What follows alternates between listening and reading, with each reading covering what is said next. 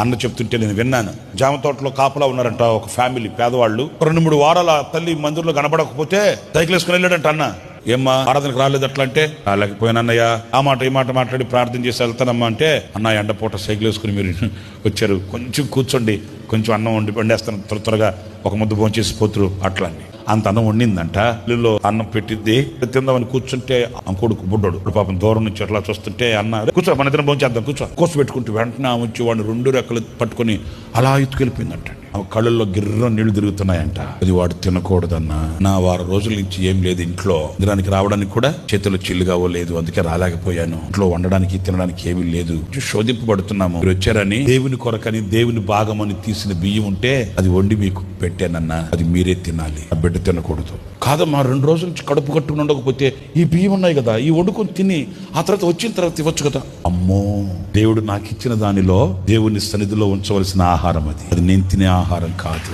సరే ప్రార్థన చేసి వచ్చాడంట. తర్వాత ఏం జరిగిందో తెలుసా? దే జామ తోటని ఆ యజమాని దేశాలకు వెళుతూ నమ్మకంగా కొంతకాలంగా మీరు తోటను కాచుకుని ఉంటున్నారు కదా, దాన్ని తీసుకెళ్లి ఆ తోటను వాళ్ళ పేరు మీద రాసి ఇచ్చేసి వెళ్ళిపోయాడంట.